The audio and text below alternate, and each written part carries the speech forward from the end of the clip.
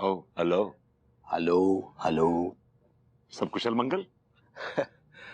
आपसे मिलने के बाद क्या कुशल और क्या मंगल। कुछ बुदबुदाया आपने? नहीं कुछ नहीं, हमने कहा सब ठीक है। कहिए आपके मिजाज कैसे?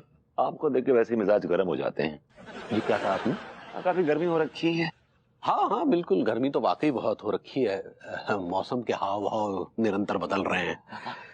मौसम के जो हाव भाव है ना, वो बीवियों की तरह है, कभी नरम नरम कभी गरम गरम। कभी कभी लगता है ये बीवियां होनी ही नहीं चाहिए।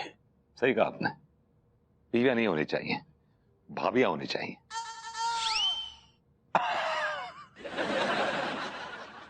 ये बीवियां जो है ना, हमेशा एक भय सा उत्पन्न किए रहती है, एक अनजाना सा भय बीवियों के साथ बना रहता है। नहीं, ये बीवियां एक टीवी के धारावाहिक की तरह हैं, पके हुए धारावाहिक की तरह।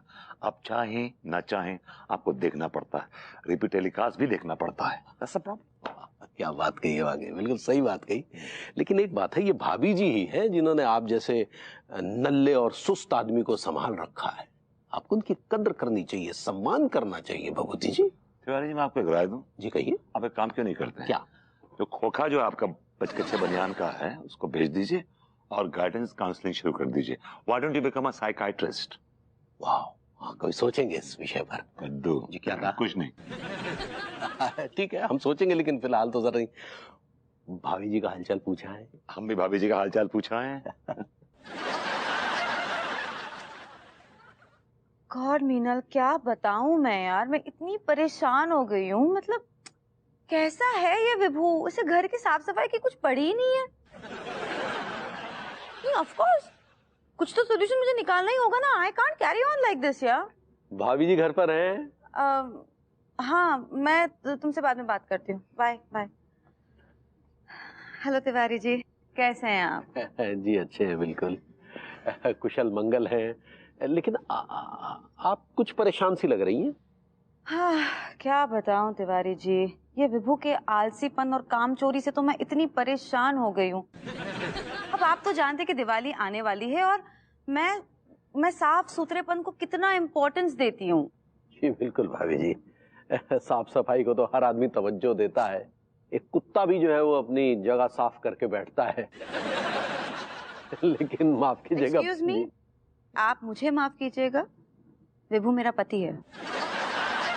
इसी बात का तो रोना है जी। नहीं, हमने कहा देखिए ना, आप जैसी इतनी सुंदर सुशील और सुसंस्कृत पत्नी ही की होते हुए भी वो नहीं सुधरे। जी देखिए ना, घर को देखिए थोड़ा। हाँ क्या हालत बना के रखी है विभू ने घर की।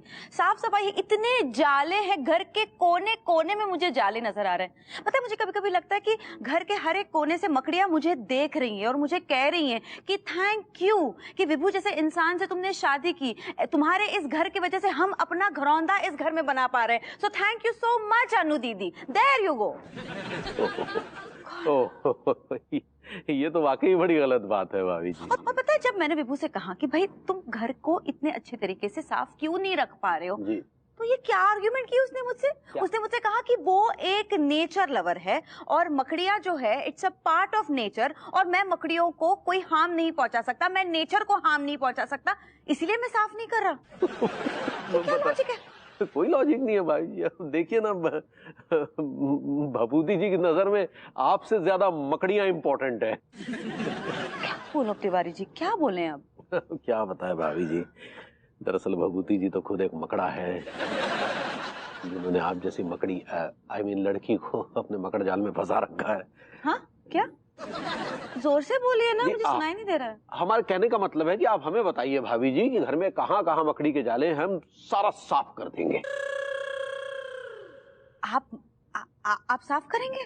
जी भाभी जी, आपकी मोहब्बत में तो कुछ भी करेंगे। जोर से बोलिए ना, आपके होंठ क्यों फड़फड़ा रहे हैं? हम कह रहे हैं कि चलिए ना शुरू करते हैं सफाई अभियान। Absolutely yes yes.